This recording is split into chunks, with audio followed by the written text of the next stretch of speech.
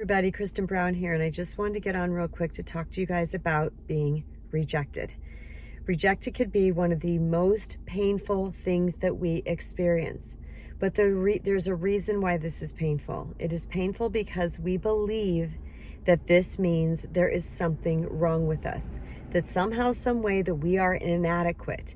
And when someone doesn't want us, or we don't get accepted for a job, or we don't get the part, or we don't get the boyfriend or the girlfriend, whoever it might be, that we automatically turn that inward and we think that there's something wrong with us. This could not be further from the truth. Another person's acceptance or rejection of us is no indication or bearing on who we are and what our value is. And by thinking that the outside world gets to dictate our value is to cause ourselves great distress and struggle, because the outside world does not get to dictate what our value is. We get to dictate what our value is. So many times in life, we're walking around waiting for that hit of approval, waiting for that person to say they like us, waiting for that person to call us in, or to get that job or to get that part, so we can finally raise our hand and say, see, I do matter. The problem is that's the wrong energetic vibration, because we are seeking out into the world that can never possibly fill who we are inside. There's a couple reasons why we get rejected. Number one, a person's rejection is our protection. What does that mean? How many times were you seeking after or vying after somebody's attention, hoping that they were going to like you or pick you, or you got to be the boyfriend or the girlfriend, whatever it was, and when it didn't happen, you felt like something was terribly wrong with you? Has it ever occurred to you that that person wasn't for you? Has it ever occurred to you that universe actually was having your back, and their rejection was your protection? Was to keep you out of some place that was going to be harmful for you long term? The second thing is that rejection means redirection. Have you ever been knocking on a door and it just doesn't open, it just doesn't open, it just doesn't open, and you're sitting there knocking on the door and your knuckles are bloody? Guess why the door's not opening? Because it's not your door. Your universe is trying to redirect you someplace else. It's saying, no, child of mine, stop going in that direction. I'm trying to get you back on path. Many times rejection hurts so much because of the story that we're telling ourselves regarding the rejection. How about if you just started telling yourself a different story? How about if you understood that the universe is always working for you, not against you?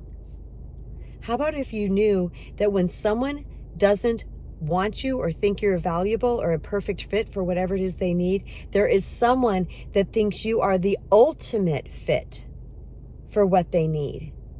And this does not mean because you're in America and they're in China.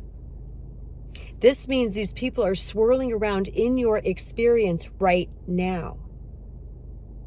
But you have to be able to own that and open up your heart to a different experience so that that experience can find you. When we're too caught up on this one thing and we're hyper focused on it has to be like this, we are decreasing our chances of truly aligning with that which will serve us, that which we will enjoy. So I invite you to do this.